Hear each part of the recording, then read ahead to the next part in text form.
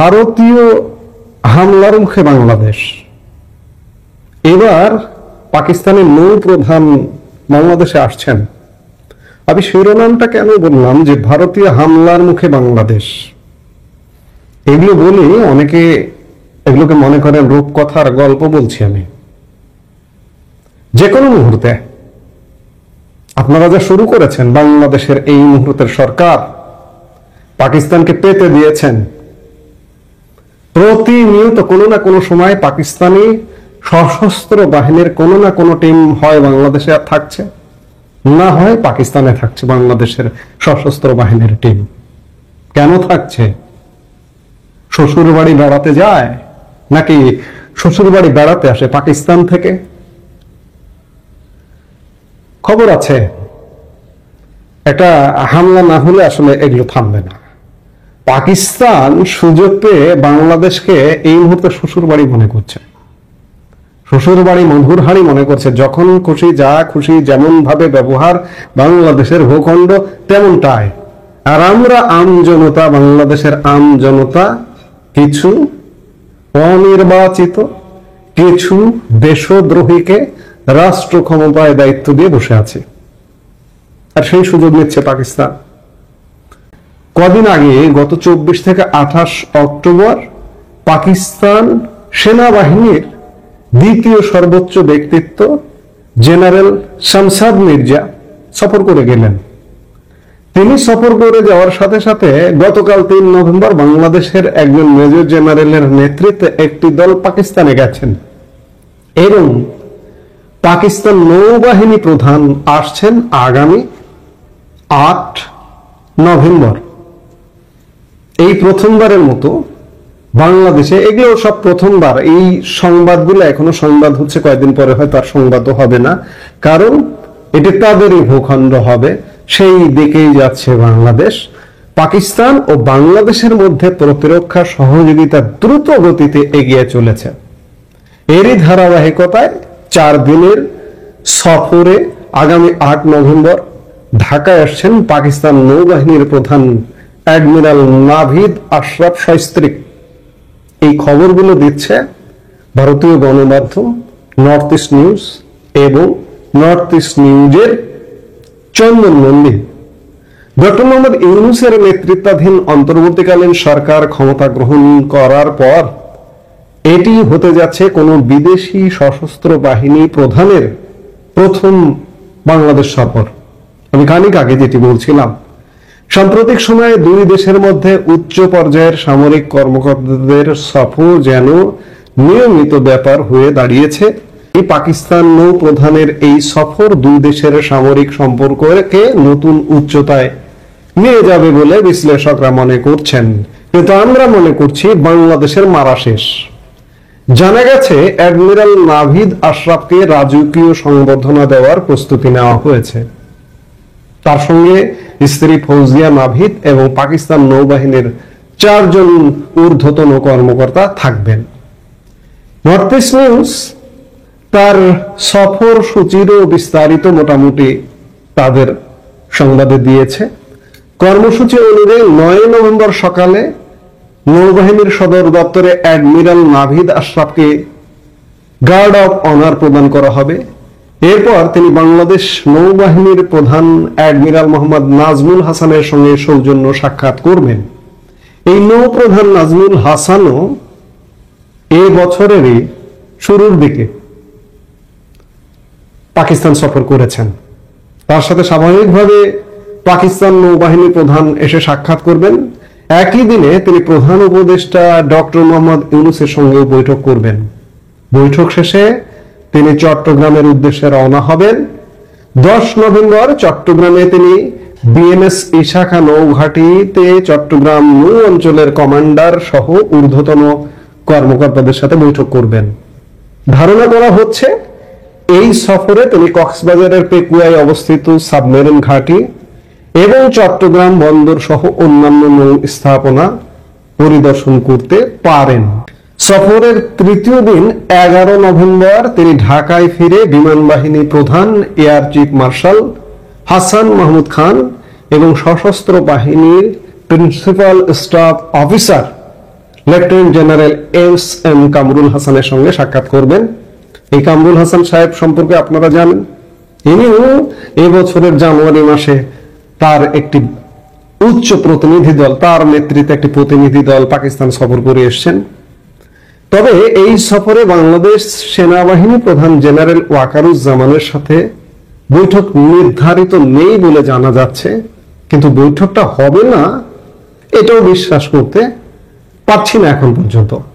সফর শেষে অ্যাডমিরাল নাভিদ আশরাফ ও তার প্রতিনিধি দল আগামী 12 নভেম্বর দুপুরে থাই এয়ারওয়েজের একটি ফ্লাইটে ইসলামাবাদের উদ্দেশ্যে ঢাকা ত্যাগ করবেন।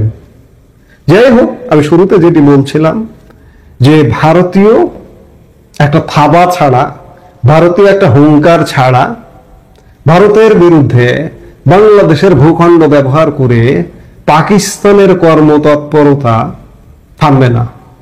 তবে এটাও ঠিক যে ভারত যতক্ষণ পর্যন্ত উস্কানি বা কোনো আক্রমণ অনুভব না করবে ততক্ষণ পর্যন্ত হামলে পড়বে না, এটিও ঠিক। ভারত সব প্রস্তুতি নিয়ে আছে, আমরা বিভিন্ন সূত্র থেকে, প্রকাশ্য অপ্রকাশ্য সূত্র থেকেও জানছি। প্রধানমন্ত্রী নরেন্দ্র মোদী ভারতের যে কমান্ডটি এই অঞ্চলের দায়িত্ব পালন করবেন, ইস্টার্ন কমান্ড, 2 মাস আগেই ইস্টার্ন কমান্ডে এসেও বৈঠক করেছেন, নির্দেশনা দিয়েছেন।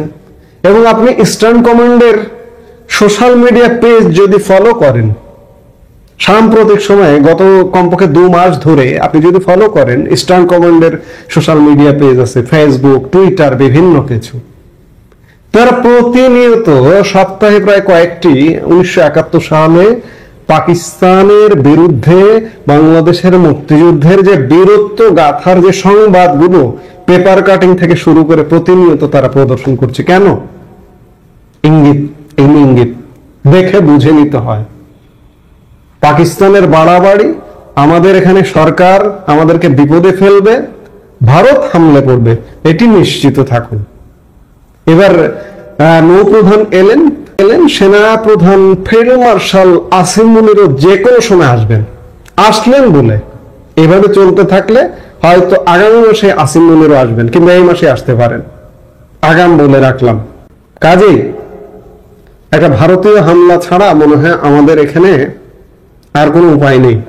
আমি বাংলাদেশের মানুষ হিসেবে বলছি যে একটা হামলা হলে কি হতে পারে, কি করুণ পরিণতি হতে পারে।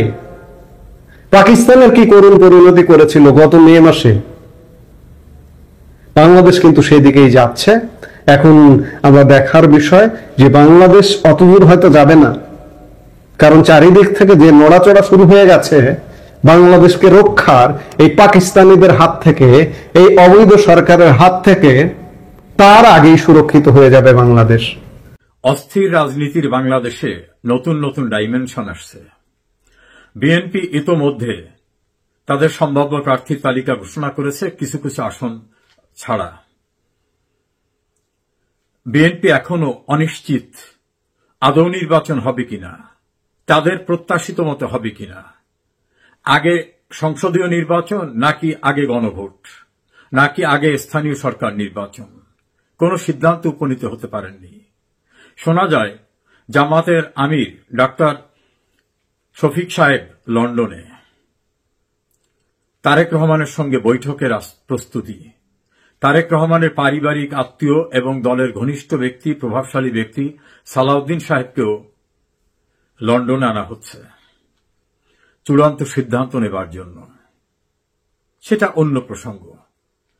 আজকে আমি আলোচনা করতে চাই গণভোট। জামাত এবং আরো কিছু দল গণভোট এবং পিআর পদ্ধতি নিয়ে আন্দোলনে নেমেছে। কি হবে? সহজ সরল একটি উত্তর। সংবিধানে যা কিছু নেই তা যদি সংবিধানে যুক্ত করতে হয়,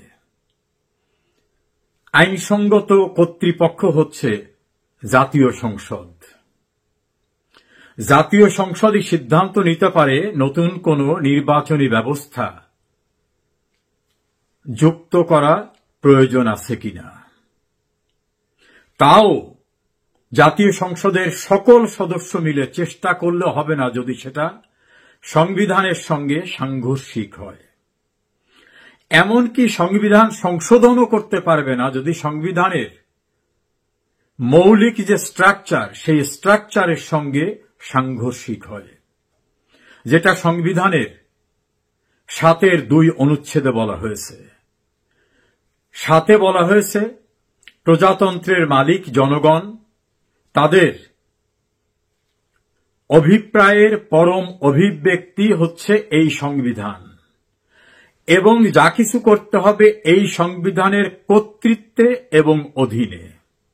7(2) বলা হয়েছে কোনো আইনই প্রণয়ন করা যাবে না, অর্থাৎ কোনো কিছুই করা যাবে না যেটা এই সংবিধানের ফান্ডামেন্টাল স্ট্রাকচারের সঙ্গে সাংঘর্ষিক। তাহলে সংসদ ছাড়া কোনো সিদ্ধান্ত নেওয়ার কি সুযোগ আছে? নাই।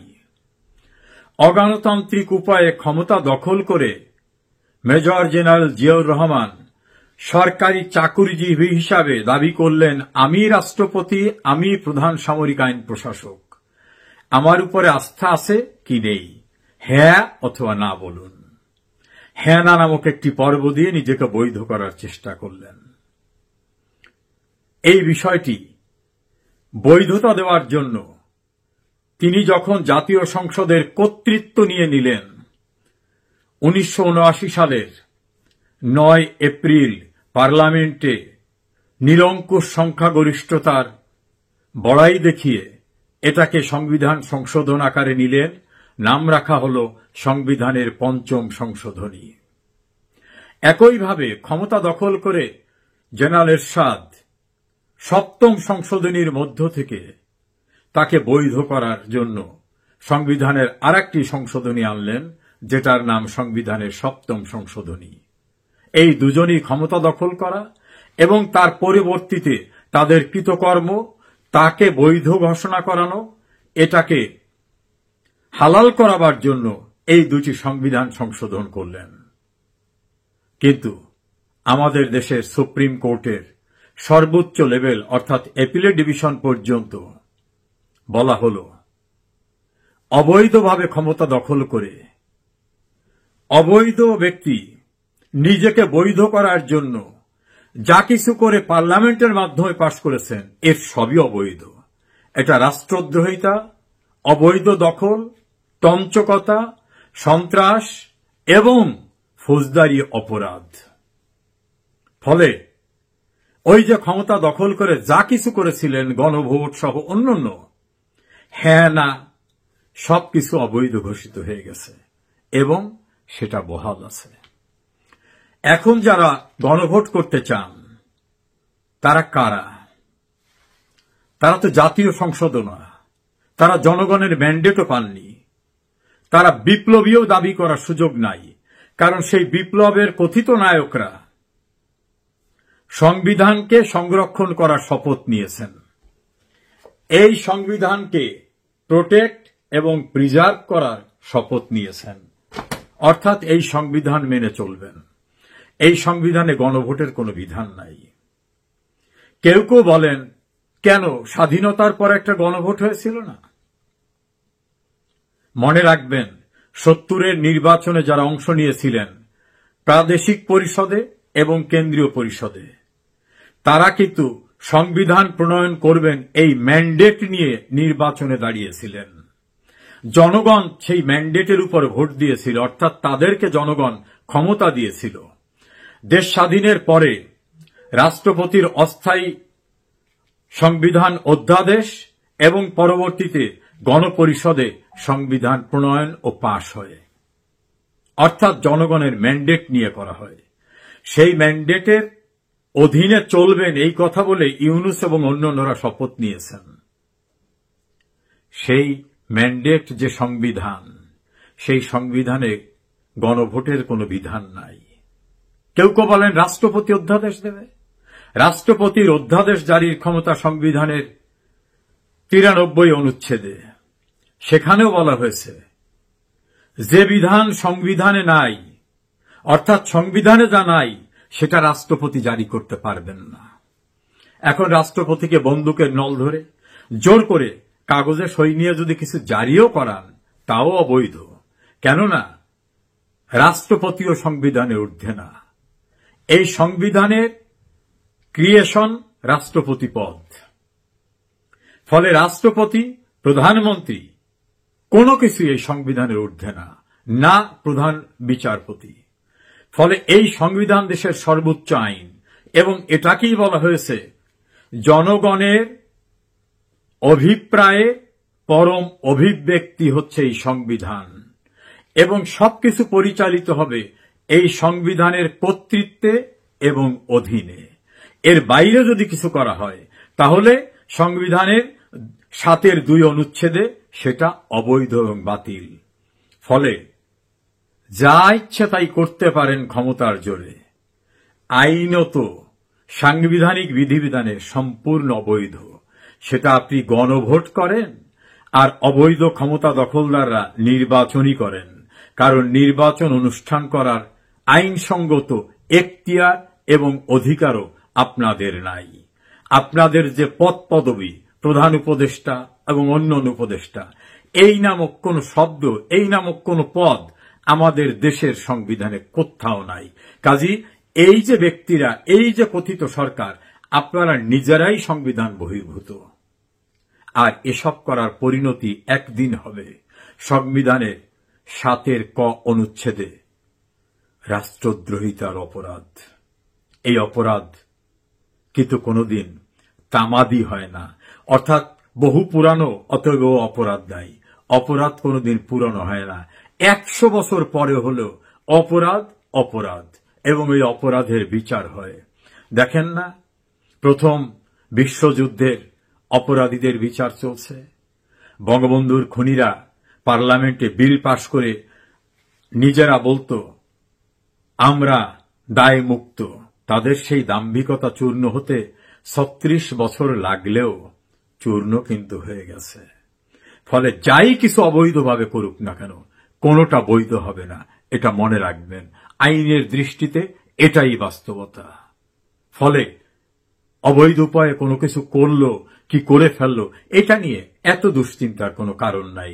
এ সবকিছুই উপযুক্ত সময়ে অবৈধ ঘোষিত হবে, এবং এই অবৈধ কাজের সঙ্গে প্রত্যক্ষ পরোক্ষভাবে যারা জড়িত, যারা সমর্থন দেবে, অনুসমর্থন দেবে, তারাও এই অপরাধে অপরাধী হবেন।